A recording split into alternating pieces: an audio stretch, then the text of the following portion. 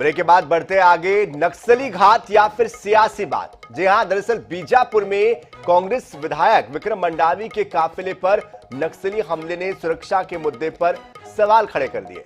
वहीं गृह मंत्री ताम्रध्वज साहू के बयान के बाद एक नई बहस भी छिड़ गई है। गृह मंत्री ने कहा है कि विधायक मंडावी को उस क्षेत्र में जाने से रोका गया था, इसके बावजूद भी वो संवेदनशील क्षेत्र में पहुंच गए, चले गए। वही काफिले पर नक्सली हमले के बाद कांग्रेस विधायक बीजापुर के मिनी स्टेडियम में क्रिकेट खेलते हुए भी नजर आए। ऐसे में अब सवाल यह उठता है कि क्या प्रदेश के जनप्रतिनिधियों को अपनी जान की कोई फिक्र नहीं है? हर बार नक्सली हमलों के बाद सुरक्षा इंतजामों पर सवाल उठाए जाते हैं, फिर सुरक्षा को लेकर इतनी लापरवाही आखिरकार खुद जनप्रतिनिधि क्यों उठा रहे हैं? विधायक के काफिले पर नक्सली हमला, उसके बाद विधायक के क्रिकेट खेलने पर सियासत भी तेज हुई है। पूर्व मंत्री महेश गागड़ा ने तंज कसा है कि कांग्रेस विधायक लोकप्रियता हासिल करने के लिए ये सब कुछ कर रहे हैं। महेश गागड़ा ने यह भी कहा कि जो घटना हुई है वो केवल सनसनी फैलाने के उद्देश्य से की गई थी, केवल लोकप्रियता को हासिल करने के लिए विधायक की ये सोची समझी रणनीति थी, जबकि घटनास्थल संवेदनशील क्षेत्र है। ऐसे में पूरे घटनाक्रम को लेकर सवाल उठना लाजमी है।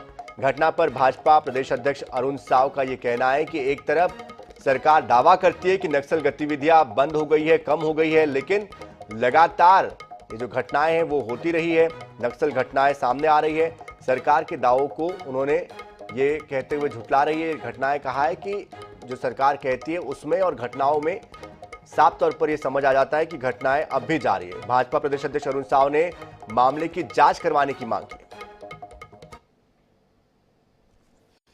देखिए, ये गृह मंत्री जी के बयान से और लगातार मुख्यमंत्री जी जो बात कहते रहे हैं, इससे स्पष्ट है कि मुख्यमंत्री जी इस विषय पर, नक्सलवाद के मामले पर लगातार झूठ बोलते रहे हैं। ये स्पष्ट हो गया, सरकार की पोल खुल गई कि बस्तर के क्या हालात हैं।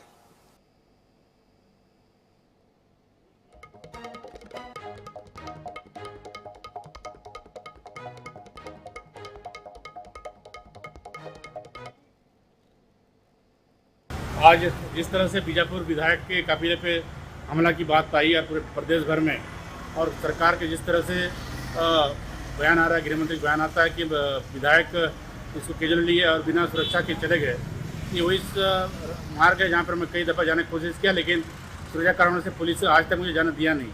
लेकिन इतने सेंसिटिव क्षेत्र में विधायक बिना सुरक्षा गए कैसे?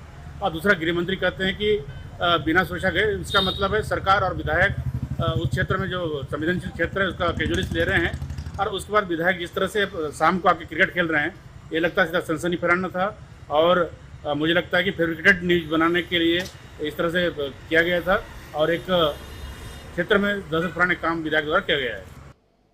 से बात की है कि सुरक्षा के पूरा प्रबंध होना चाहिए।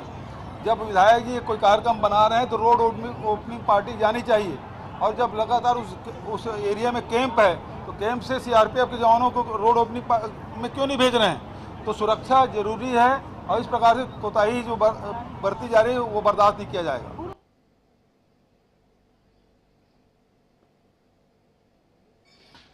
तो जिस तरह का ये मामला सामने आया है, उसके बाद प्रदेश की सियासत में इसको लेकर बयानबाजी शुरू हो चुकी है। दोनों ही दल इस मामले को लेकर बयान दे रहे हैं, लेकिन गृह मंत्री ने भी इस पर क्या कहा है वो भी आपको सुना देते हैं।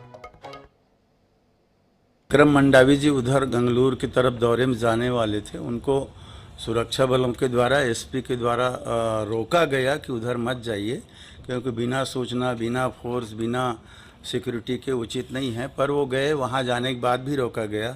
उनको कहा गया कि हेलीकॉप्टर हमारे पास है, उससे कर देते हैं, पर वो गए भी और सकुशल वापस भी आए हैं।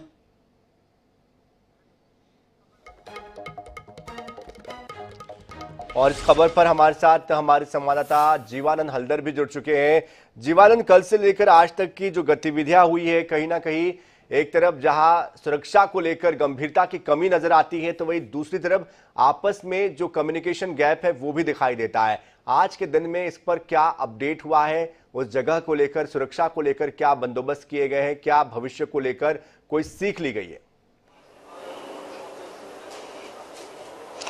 देखिए सनी, जिस तरह से कल से जिस प्रकार घटना सामने है, घटना के बाद जो है सियासी जरूर तेज हो गई है। एक जो आरोप प्रत्यारोप का दौर शुरू हो चुका है, लेकिन पूरे घटनाक्रम को अगर देखा जाए सनी, तो निश्चित रूप से गंगालूर जो क्षेत्र है वो कोर इलाका है, कोर नक्सली इलाका है।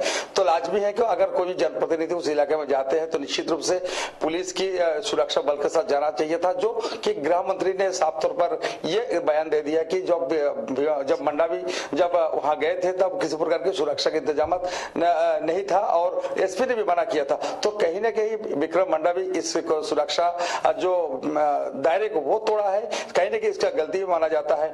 और जिस तरह से आज जिस प्रकार हमारे जो सहयोगी जो गणेश मिश्रा जब जीरो ग्राउंड का अवलोकन किया है, तो उस अवलोकन करने के बाद ये पाया गया कि कहीं ना कहीं जो सुरक्षा व्यवस्था है वो कहीं ना कहीं चूक हुआ है। आपको बता देना चाहूंगा, जिस जगह पे काफिले पे जो हमला हुआ है उसी जगह पे कुछ बीते दिन पहले एक बस को भी आग जारी कर दी, नक्सलियों ने आग से जला दिया था।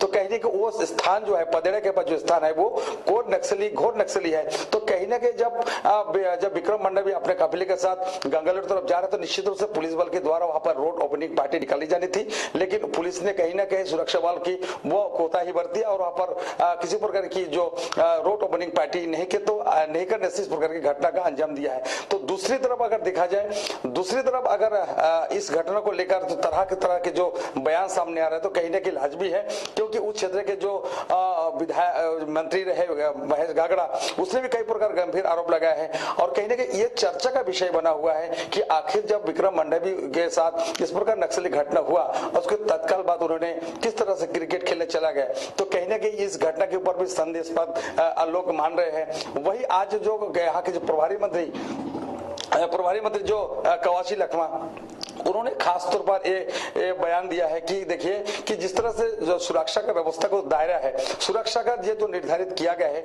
सभी जनप्रतिनिधि हो या आम लोग हो, कानून को मानना चाहिए और सुरक्षा के बिल्कुल जाहिर तौर पर मुख्यमंत्री ने भी आज ये बात कही है कि जिस तरह से रोड ओपनिंग पार्टी होती है उसका ध्यान क्यों नहीं रखा गया, इसका ध्यान रखने की जरूरत है। आने वाले समय में इस तरह की कोताही बर्दाश्त नहीं की जाएगी। बहुत बहुत शुक्रिया जीवानंद इस पूरी जानकारी के लिए।